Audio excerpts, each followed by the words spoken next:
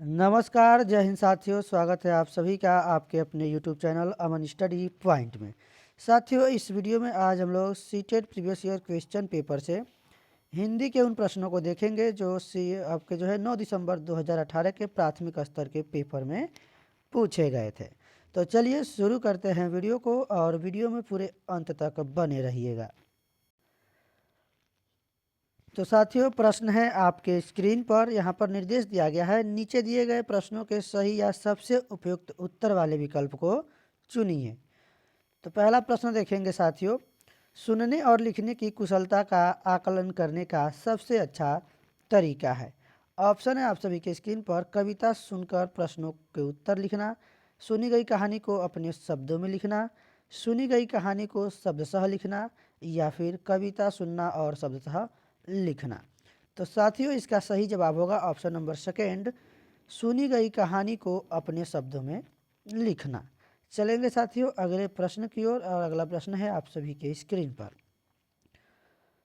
सार्थक पढ़ते समय कभी कभी वाक्यों शब्दों की पुनरावृत्ति करता है। यह भाषाई व्यवहार को दर्शाता है कि वह अटक अटक कर पढ़ सकता है, वह समझ के साथ पढ़ने की कोशिश करता है, उसे लंबे शब्दों को पढ़ने में कठिनाई होती है, या फिर वह पढ़ने में अधिक समय लेता है। तो देखिए, प्राथमिक स्तर का पेपर है और हमें इसमें निगेटिव वाला नहीं लेना है कि वह अटक अटक कर पढ़ता है, कठिनाई होती है, अधिक समय। वह क्या कर रहा है साथियों, वह समझ के साथ पढ़ने की कोशिश करता है। जब कोई चीज़ आप बिल्कुल ध्यान से उसको समझने के लिए गौर करके पढ़ते हैं तो देखते हैं कि रुक रुक के पढ़ते हैं, यानी समझ समझ के। अगर कोई मैथ का सवाल है, गणित का, तो आप क्या करते हैं, धीरे धीरे उसको पढ़ते हैं समझते हुए। जैसे लोग कहते हैं रेखा रेखा के पढ़ना, तो ये आप लोग समझ चुके होंगे। चलेंगे साथियों अगले प्रश्न की ओर। हिंदी भाषा में आकलन का उद्देश्य नहीं है। तो यहाँ पर विशेष ध्यान देना है, पूछा गया है उद्देश्य नहीं है। निगेटिव वाला ऑप्शन यहाँ पर ढूंढेंगे। भाषा सीखने के संदर्भ में प्रत्येक बच्चे की विशेष आवश्यकता की पहचान करना, ये तो सही है। भाषा सीखने सिखाने की प्रक्रिया को उन्नत बनाना, ये भी तो सही है, सकारात्मक है। बच्चों की भाषागत त्रुटियों की पहचान करना, की ही पहचान, देखिए ही आ गया, मात्र ही, केवल, ऐसे टैग वर्ड हमने आपको बताए थे, निगेटिव होते हैं। बच्चों की भाषा प्रगति को अभिभावकों और अन्य शिक्षकों को बताना, तो ये तीनों सकारात्मक है। थर्ड वाला नकारात्मक है, ऑप्शन भी प्रश्न भी नकारात्मक, ऑप्शन भी नकारात्मक। थर्ड वाला यहाँ पर साथियों सही जवाब होगा। तो इस चीज़ को आपको बखूबी समझते चलना है। चलेंगे साथियों अगले प्रश्न की ओर। आपके विचार से प्राथमिक स्तर पर उत्कृष्ट लेखन कार्य का उदाहरण है। ऑप्शन है, मेरे सपनों का भारत विषय पर अनुच्छेद लिखना, पाठ्य पुस्तक से इतर कठिन शब्दों का श्रुत लेखन, किसी आंखों देखी घटना का लिखित वर्णन करना। यहाँ पर देखेंगे, किसी आंखों देखी घटना का लिखित वर्णन करना, यानी जो चीज़ आप प्रत्यक्ष रूप से सामने देखे होते हैं वो आपके लिए क्या होता है, आसान होता है। तो यहाँ पर दिया गया छुट्टियाँ कैसे मनाई, इस विषय पर अनुच्छेद लिखना। तो ऑप्शन नंबर यहाँ पर थर्ड हमारा सही जवाब होगा। चलेंगे साथियों अगले प्रश्न की ओर, और अगला प्रश्न है आप सभी के स्क्रीन पर। भाषा सीखने के संदर्भ में कौन सा कथन सही है। तो बच्चों की भाषा अर्जित करने की जन्मजात क्षमता नहीं होती, बच्चे विद्यालय आकर ही भाषा सीखते हैं, बच्चे विभिन्न संचार माध्यम से ही भाषा सीखते हैं, या फिर बच्चों में भाषा अर्जित करने की जन्मजात क्षमता होती है। तो यहाँ पर देखेंगे, बच्चों की भाषा अर्जित करने की जन्मजात क्षमता नहीं होती, ये गलत बात है। ये क्या है, गलत है। बच्चे विद्यालय आकर ही आ गया, ये गलत है। बच्चे अपने परिवार में भी, अपने समाज में भी, अपने परिवेश में भी भाषा सीखते हैं। बच्चे विभिन्न संचार माध्यमों से ही भाषा सीखते हैं, ये भी सही है साथियों, विभिन्न संचार माध्यमों से भाषा सीखते हैं, मगर यहाँ भी ही आ गया है, इसलिए हम आंसर लगाएंगे फोर्थ के साथ। बच्चों में भाषा अर्जित करने की जन्मजात क्षमता होती है। जब वो जन्म लेता है तो रोता हुआ आता है, कुछ ना कुछ गिड़गिड़ाता है। जन्म लेते ही बच्चा क्या करता है, चिल्लाता है, रोता है। तो यहाँ पर ऑप्शन क्या होगा, फोर्थ सही होगा। चलेंगे अगले प्रश्न की ओर। डिस्ग्राफिया से प्रभावित बच्चों को मुख्य रूप से किसमें कठिनाई होती है। देखिए, ये सीडीपी का क्वेश्चन है साथियों, पेडागोजी हिंदी में पूछा गया है। तो डिस्ग्राफिया, डिसकैलकुलिया, डिसलेक्सिया। तो डिसलेक्सिया होता है भाषा अधिगम पठन संबंधी, डिस्ग्राफिया होता है साथियों लिखने संबंधी। ऑप्शन नंबर थर्ड इसका सही जवाब होगा। और एक और होता है डिस्कैलकुलिया, जो गणितीय संबंधी कठिनाई होती है, गणना संबंधी। तो उम्मीद है आप सभी को समझ में आ गया होगा। अगला प्रश्न देखेंगे। प्राथमिक स्तर की हिंदी भाषा की पाठ्य पुस्तकों में आप किसे सर्वाधिक महत्वपूर्ण मानते हैं? नैतिक मूल्यवान कहानी, कविताएं, बहुतायत में दिए गए अभ्यास कार्य, हिंदी भाषा को विविध रूप देने वाली रचनाएं, या फिर बहुत प्रसिद्ध लेखकों की प्रसिद्ध रचनाएं। तो देखिए, जहाँ भी विविधता की बात की जाए या फिर एक से अधिक की बात की जाए उदाहरण की, तो वहाँ पे आपका सही होगा हिंदी भाषा को विविध रूप देने वाली रचनाएं। तो यहाँ पे विविधता शब्द आ गया, विविध यानी एक से अधिक। तो ऑप्शन नंबर 3 को यहाँ पर सही लगा देंगे। जरूरी नहीं ये बच्चा एक ही प्रकार से समझ सके, एक तरीका से नहीं समझता है, दूसरा तरीका बताइए, तीसरा चौथा किसी न किसी माध्यम से सीखेगा। तो ऑप्शन नंबर 3 इसका सही जवाब होगा। बहुभाषिक कक्षा में बच्चों की भाषाएं, यहाँ पर दिया गया है प्रश्न, बताना है आंसर। शिक्षक के लिए बेहद जटिल चुनौती है, आकलन की प्रक्रिया को बाधित करती है, भाषा सीखने की प्रक्रिया को बाधित। देखिए, बाधित वाला जो भी है, जटिल वाला जो भी है, क्या है, नकारात्मक है। और बहुभाषिक कक्षा की बात की गई है, प्रश्न क्या है, सकारात्मक है, संसाधन के रूप में कार्य कर सकती है। तो यहाँ पर रिसोर्स यानी संसाधन, तो यहाँ पर ऑप्शन नंबर 4 सही होगा। चलेंगे साथियों अगले प्रश्न की ओर। भाषा सीखने और भाषा अर्जित करने में अंतर का मुख्य आधार है। भाषा सीखना है और एक अर्जित करना है। तो देखिए यहाँ पर भाषा का लिखित आकलन, भाषा का उपलब्ध परिवेश, भाषा की जटिल संरचनाएं, या फिर भाषा की पाठ्य पुस्तकें। तो यहाँ पर साथियों भाषा का उपलब्ध परिवेश, यहाँ पर जो है ऑप्शन नंबर 2 इसका सही जवाब होगा। इसमें मुख्य अंतर है।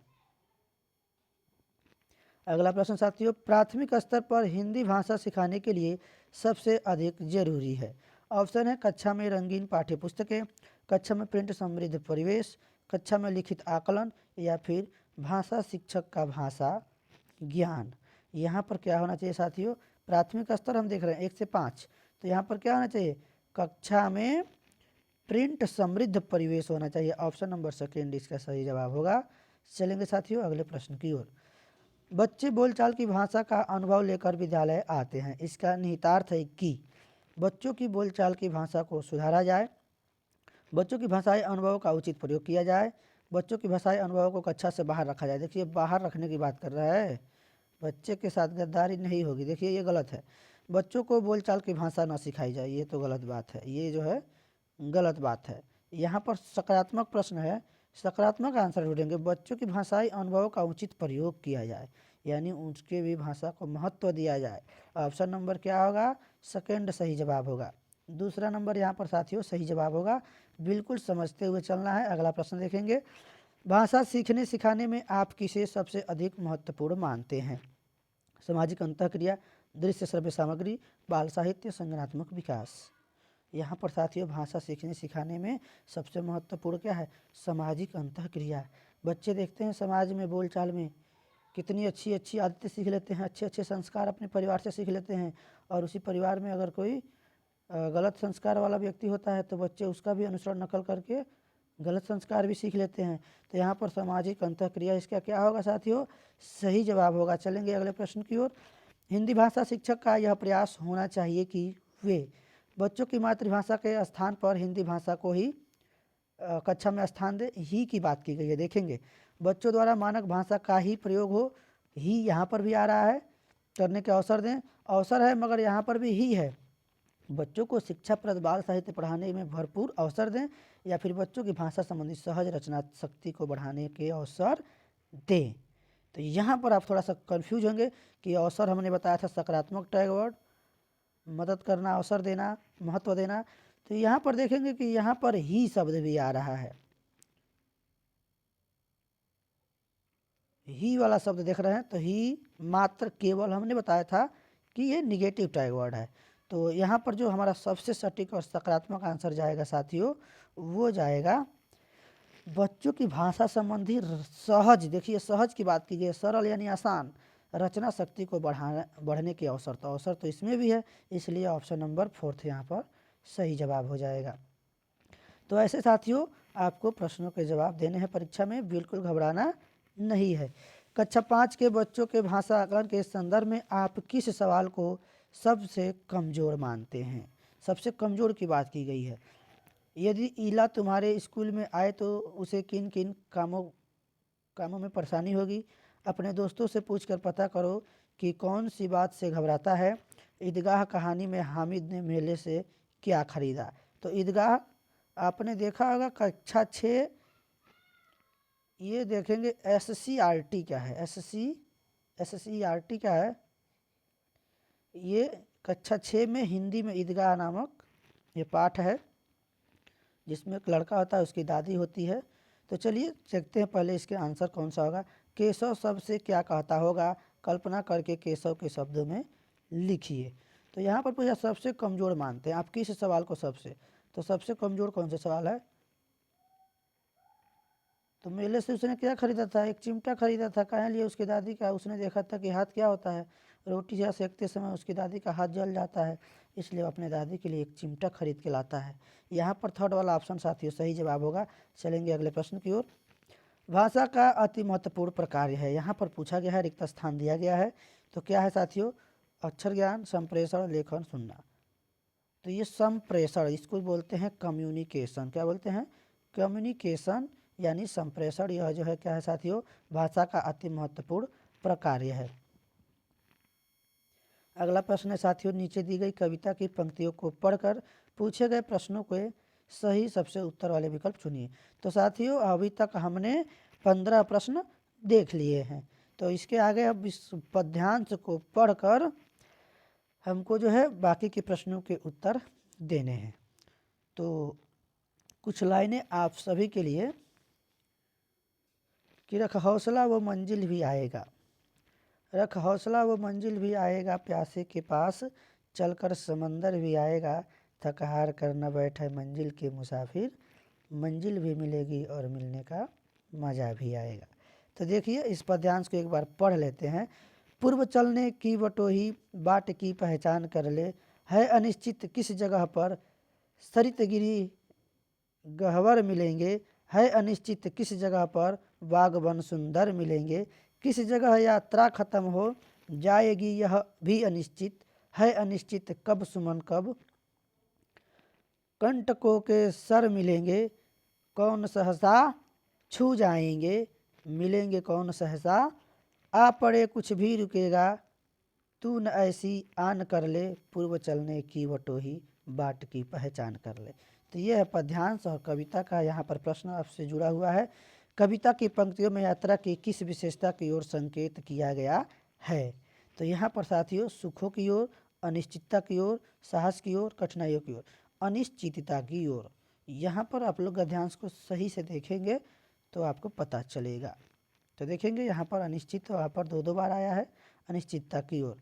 चलेंगे साथियों अगले प्रश्न की ओर। कविता में आए सुमन और कंटक किस भाव के प्रतीक हैं? कविता में आए सुमन और कंटक किसके भाव प्रतीक है साथियों?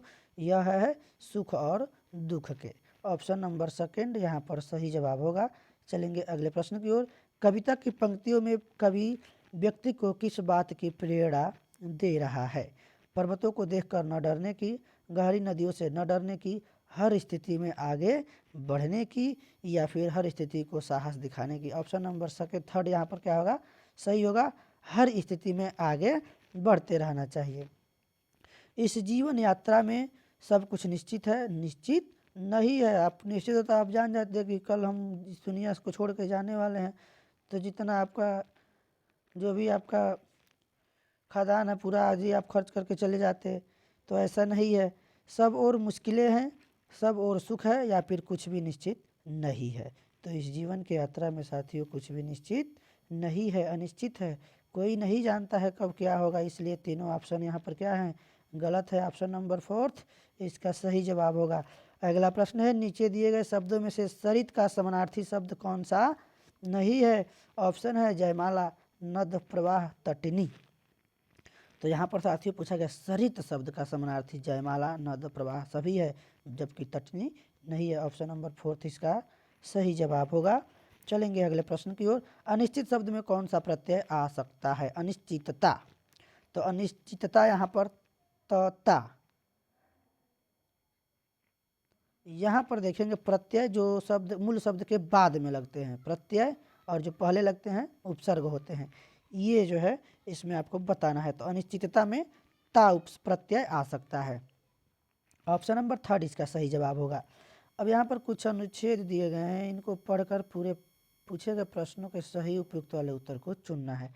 तो हम तो अनुच्छेद को पढ़ेंगे, थोड़ा सा आप लोग धैर्य रखेंगे, पूरा अनुच्छेद देखना पड़ेगा क्योंकि प्रश्न इसी से जुड़े हुए हैं और इसी से प्रश्न भी नीचे आपके पद्यांश अनुच्छेद से ही पूछे गए हैं।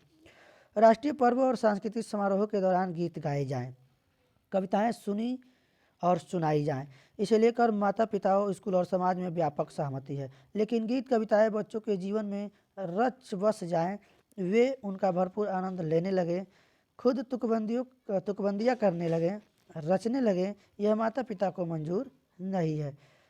माता को लगता है ऐसा करते हुए तो वे उस राह पर भटक जाएंगे, उस राह से भटक जाएंगे जिस राह पर वे उन्हें चलाना चाहते हैं, जिस राह से वे उन्हें अपनी सोची हुई मंजिल पर पहुंचाना चाहते हैं। उनकी इस इच्छा में यह निहित है कि बच्चे वैसा कुछ भी नहीं करें जो वे करना चाहते हैं, बल्कि वे ऐसा करें जैसा माता पिता चाहते हैं। उनके भीतर बच्चे की स्वतंत्रता पूर्वक सीखने की प्रक्रिया के प्रति सतत संदेह और गहरा डर बना रहता है। यही हाल स्कूल का भी है। गीत कविता स्कूल और कक्षाओं की रोज़मर्रा की गतिविधि का हिस्सा बनाया जाए, यह स्कूल को मंजूर नहीं। स्कूल को लगता है कि इस सब के लिए समय कहाँ है, यह पाठ्यपुस्तक से बाहर की गतिविधि है। शिक्षक और शिक्षा अधिकारी चाहते हैं कि शिक्षक पहले परीक्षा परिणाम बेहतर लाने के लिए काम करे, यानी परीक्षा में अच्छे अंक लाने का काम करे।